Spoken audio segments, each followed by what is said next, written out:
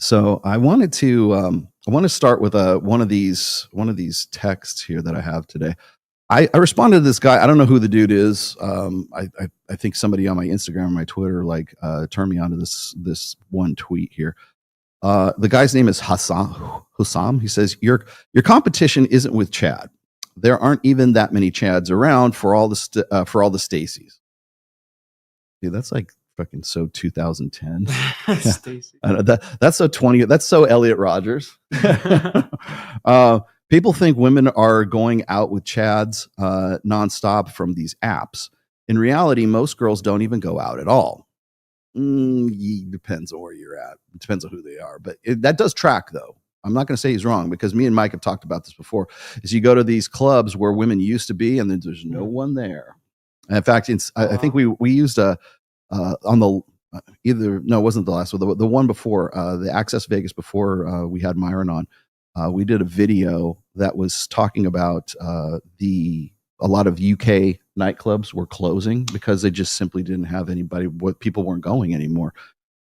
Because first of all, I think this generation is probably the laziest generation there has been.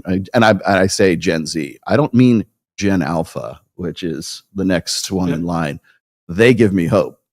I'll tell you why after as soon as I get through this. People think women aren't going out with Chads, are going out with Chads nonstop from these apps. In reality, most girls don't even go out at all. Your competition is her friends, a book. Chicks don't read. The latest episode of Severance. Okay, that I'll give you. Or even just TikTok. Most guys are so boring that girls would rather stay at home rather than go out with them. Yeah, but they do go out with their girlfriends, bro. All you got to do is be more interesting and fun than that. Okay. Now, the reason why I responded to this, and I'll tell you what my response was, because this is one example of like hundreds of others I'm seeing right now, where people they're kind of like they're taking the red pill and they're turning it into a straw man so they can just knock the straw man down, right? It's a logical fallacy. So what happens is you'll see people like Mac and Murphy, you'll see people like Alex from Date Psych, you'll see guys like this. They want to be sort of like maybe not even low key, but low key white knights, and they want to use like whatever confounding stats that they can find that help them sort of back up the straw man that they make of the red pill. Okay. Now, I wouldn't necessarily disagree with all of this. I would say that there's definitely some truth to the fact that women aren't going out anymore. I don't know that they're sitting home reading whatever book it is that you think that they are. I saw this. Who was it? I don't know if it was on whatever podcast or maybe, it was like one of those like on this. Maybe it was on whatever. It was on one of these on the street, man on the street kind of videos, and I forget the kid's name, but he challenges this chick and he says women don't read. She's like, oh, I read, blah blah blah. And they go, okay, name 10 books.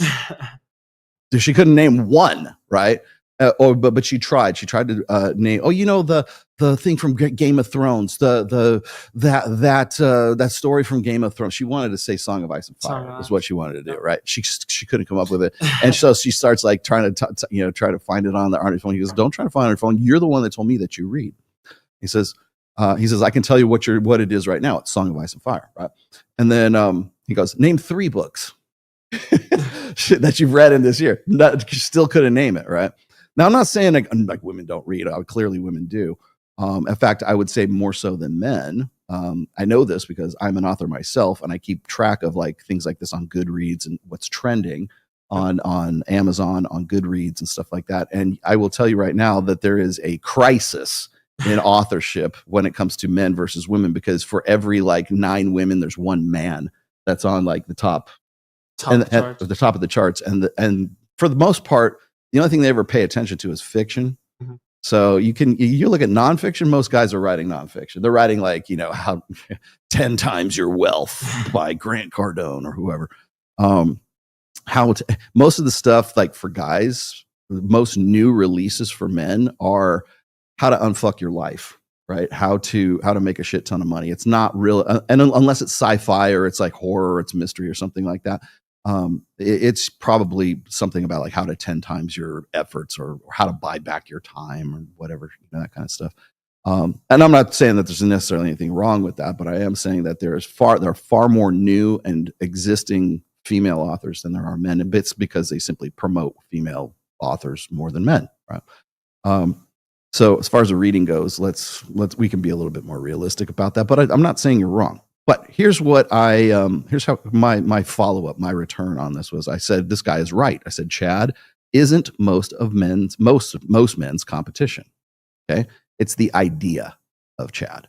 It's the idea of Giga Chad, right? It's the idea that there's always somebody who's going to be better than you, and that kind of was something I wrote about in. I have an essay called Hypergamy, the Misconceptions. And one of those misconceptions is that hypergamy is a straitjacket. And guys tend to think, especially today, especially a generation raised on being very literal, and I dare say autistic to the point of autism. I'm not saying clinical autism. I'm just saying to the point of OCD. Everyone's very, very literal. You want to know why a lot of people, like men, don't read, fiction unless it's anime or some show, or manga, whatever it is because they take everything very, very literally. And so there's no room for allegory. There's no room for metaphor. There's no room for, prose or hyperbole or even sarcasm, especially not online. If it can be taken literally, it will be taken literally. So what guys like to do to sort of excuse themselves out of, from participating, let's say, in the sexual marketplace is like, why would I bother? Women only care about Chad. Well, it's not necessarily true. They care about Chad. Do they all get Chad? No, because there's not that many of them to go around. Now I'm using the term Chad because that's their vernacular, but we're talking about like the top 4.5% of guys, like the Justin Wallers of the world. So I got to use somebody else. The Jason Momoas, Scotty Eichler. You guys don't know who Scotty is. I'm going to get Scotty in here one of these days. You'll understand what I'm talking about. Scotty, love you. Man crush. The idea of Chad is what they're fighting against. The presumption that women are entitled to Chad is men's competition. The idea that women see a guy in the global sexual marketplace and they see another girl get with that guy and they think, I'm hotter than she is, I can easily get that. Why would I settle for one of these schmucks in my local sexual marketplace when I deserve that guy right there? I deserve Henry Cavill. I deserve Justin Waller. I deserve Chad. Right? That's what you're fighting against. It's not the fact that she actually gets that guy. It's the fact that he's an ideal that she believes she is entitled to. And that's what I said here. I said, average women don't want to get with average men because they're conditioned to believe that Chad is who they deserve. Whoo, man, this started a real snowball effect here. So I have this one guy, and his name is Gorilla Blanco. Okay, clever. He said, I think looking for Chad is a cop-out at this point. Yes and no. For being a cop-out at this point, for being in a functioning relationship for most women these days, the majority don't want the responsibility of actually raising kids and are too neurotic to handle the responsibility of maintaining a long-term relationship with another human. They can't even keep friends, let alone a partner. Okay, valid points, but I shot back with this. I said, it's all based on perceptions influencing women's expectations, though. Okay. So women halt their maturation process because pragmatically, it's better to extend their party years as long as possible to get with the guy they know they deserve. Okay? And I put "know" in all caps because it's to the point where it's unquestionable. It's something that it's a foregone conclusion for them at this point. So if women are too neurotic to assume the responsibility of kids and a relationship, it's because they're trapped in this gambling addiction cycle of holding out for an idealized Chad well past their sexual marketability years. So let me explain that in English for you. Women get into their hoe phase and they extend that hoe phase, and that's getting longer and longer and longer. How do we know that? Because the average age of first marriage for women, Mack and Murphy, is 30 years old. If you just go back to like 10 years, 20 years ago, you're looking at maybe 26. And this has been a very rapid change. It didn't change as rapidly from like, say, the 60s up through the 80s and the 90s, but it has changed dramatically since the advent of social media and worldwide communication and what I've termed as the global sexual marketplace versus the localized sexual marketplace. And I think that deserves a little bit of explanation too. Because a lot of people I see a lot of well-meaning, quote unquote, red pill hosts of various podcasts get this wrong. And I figure I better explain the difference between the local sexual marketplace and the global sexual marketplace. So it used to be, back in my day, when I was a young whippersnapper, we only had the local sexual marketplace. That was, you were pretty much limited to the chicks that were, you're a guy, right? You're a young man, you're looking for, you want to get some pussy, right? You're limited to how far you can drive, right? You're limited to fishing where the fish are. You're limited, unless you're on vacation somewhere in Mexico or something like that, you're limited to your location, your locale. So usually that meant school. Usually that meant college. Usually that meant the clubs that, like in my case, it was the, oh, cool. In most cases, it was the, what was your most immediate surroundings, right? So it could have been just the people you hang out with. It could have been maybe family and friends. And you can see this track on a lot of the old data sets where it's like, where do couples meet, right? And if you look prior to 2000, you can see that a lot of people used to meet through church. They used to meet through college. They used to meet through work. They used to meet through like maybe social setting, like everybody had some sort of shared interest. But it was usually who you had in your most immediate surroundings. That was the local sexual marketplace, and that's who you got to choose from. And so, like when I lock horns with people like Alex from Date Psych or Mac and Murphy again, and we start talking about what is it? What is it? The sexual selection, anyways. Damn it! Oh, I'm blocking on the name right now. Assortative mating. That's what it is. So when we talk about assortative mating, it's like you usually get with people who look like you, talk like you, have the same interests as you, are the same height as you, or the same weight as you, or the same, political stripe as you, the same religion as you, right? We usually go for people who are more like us than are not like us. And quite honestly, I think that that's the result of having a limited selection from your local sexual marketplace. Are we innately like that? I would argue no. And the reason why I say we're like assortative mating is sort of being challenged right now is because we have a globalized sexual marketplace. And as soon as the internet became the internet, and as soon as social media became social media, now suddenly the sexual marketplace has been opened up on a global scale. So globalism and globalization is not just for economies, it's also for the sexual marketplace economy as well. So now, as you have probably heard Myron or myself or anybody else say, women can, put themselves out there, make themselves look available on Instagram, and they suddenly get male orbiters from all around the world. It's not like the people who are subscribing to women on their OnlyFans page are not necessarily from, down the street. They could be across the country. They could be on the other side of the continent. They could be on an entirely different continent. So what essentially we've done with social media and the internet and global, mass media is we've opened that market up to it on a global scale. Now it works more to the benefit of women and very, very good looking guys than anyone else, than any other demographic. So women tend to get orbiters, even just average women are going to be beautiful to, Sahib in Pakistan, right? I mean, he's going to be, this westernized woman who's like maybe a 6 in her localized sexual marketplace. She suddenly becomes a 10 in Bangladesh, yep. Right? So you have to take that into consideration as well, because I think a lot of people just think, oh, well, they just get all these orbiters and they have so much attention all the time, which is true. But you have to say, what kind of attention and where's that attention coming from?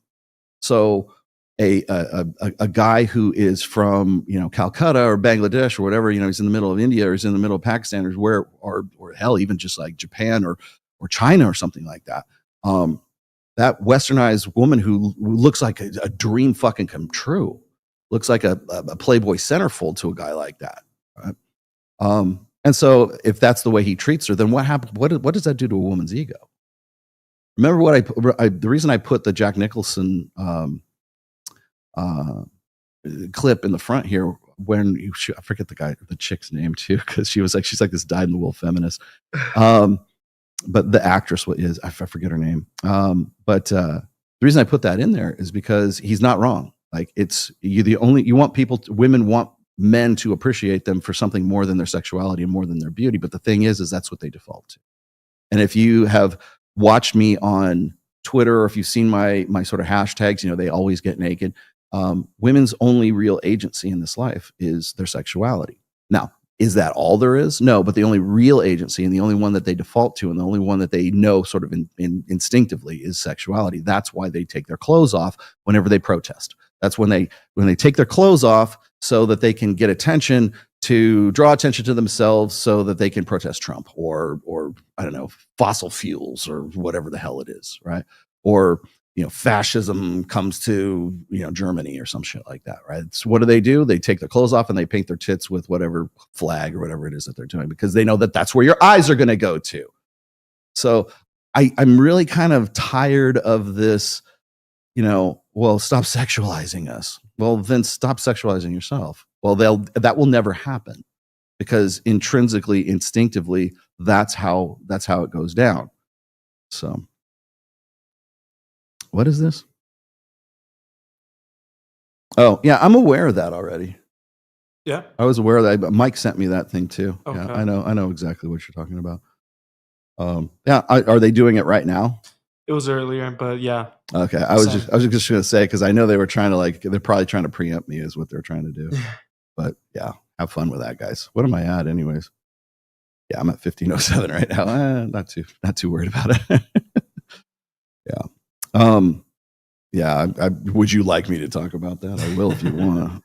I promised I wouldn't talk shit about that anymore, but that's whatever. It is what it is. So anyways, you're looking at the difference between a localized sexual marketplace and a globalized sexual marketplace.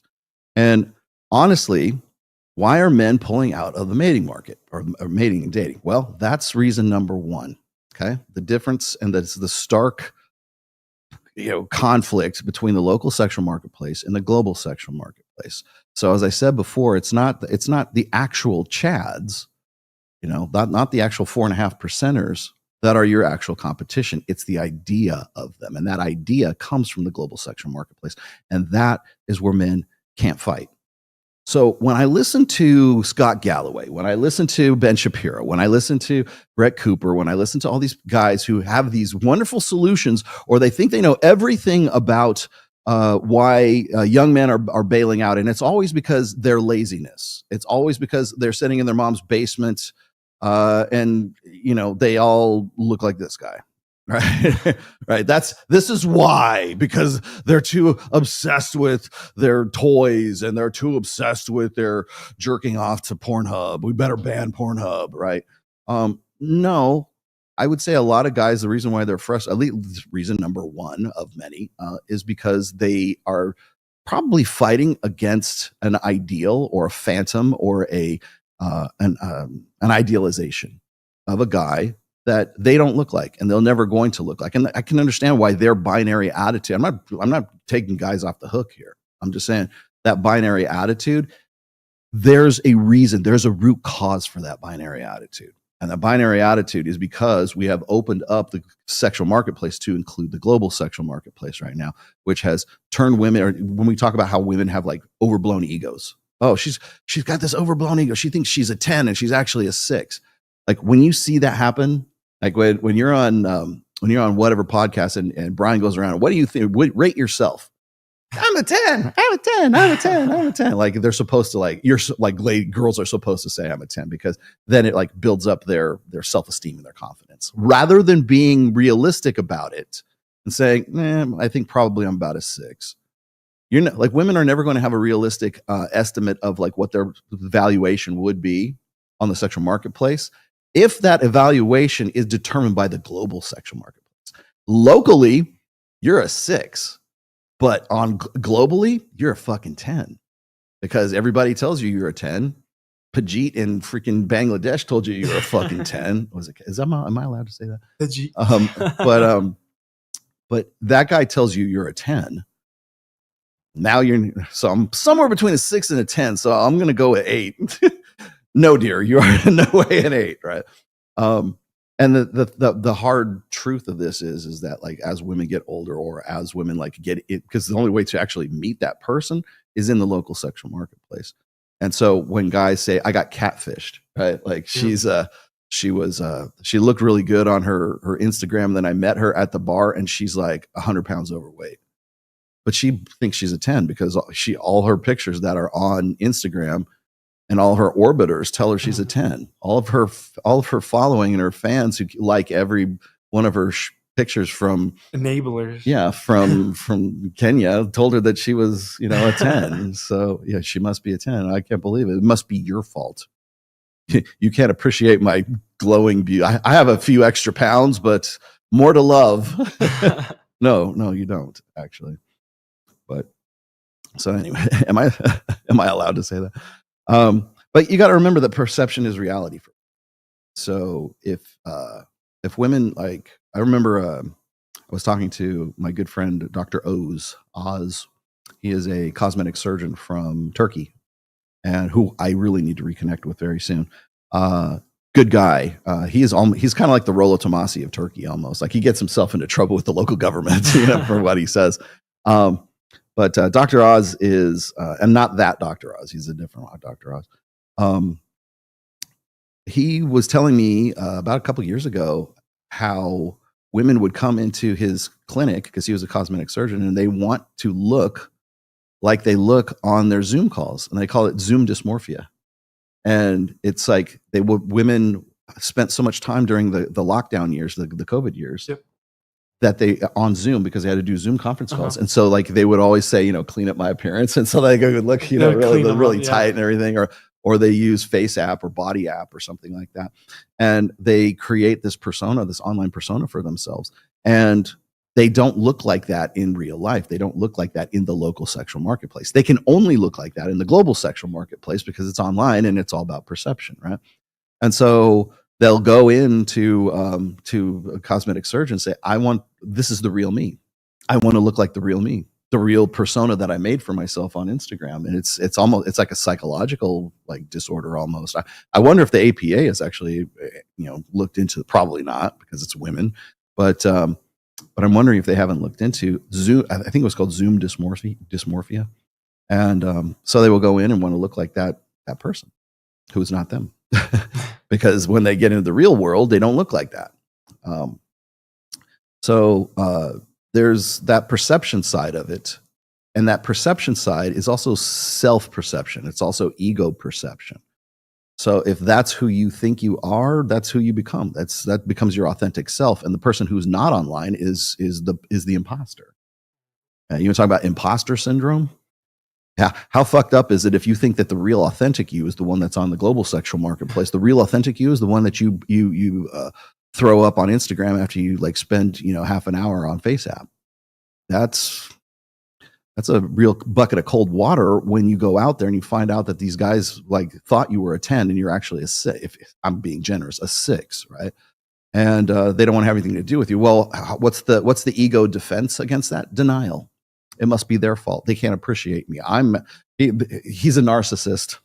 He's in love with himself. You want to know why women are suddenly become like, they're psychoanalysts and everyone's a narcissist now because they can't see that I'm actually this beautiful, runway model 10 who should be at the Black Tape Project or some shit. Like, no, you have no business being in Black Tape. Get out of here.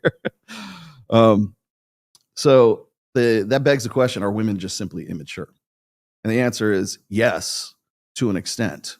They get to it, like, especially if they get on to, if that persona comes before they can realistically make an evaluation of themselves. That's why when women get to be about 29 to 31 in the epiphany phase right there, that's when they start to be a little bit more realistic about themselves. It doesn't mean they've matured emotionally. It doesn't mean they've matured like sort of, mentally.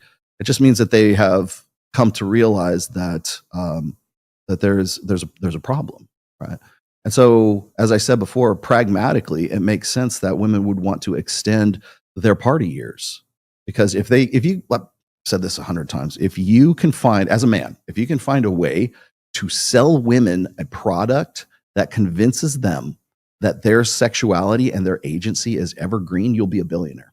If you can find some sort of like beauty cream or some shit like that, I guarantee you'll still look like you're 23, even though you're 43. If you can convince a woman of that, then you'll be a billionaire. If you can convince women like psychologically that it's anybody's fault but your own, right?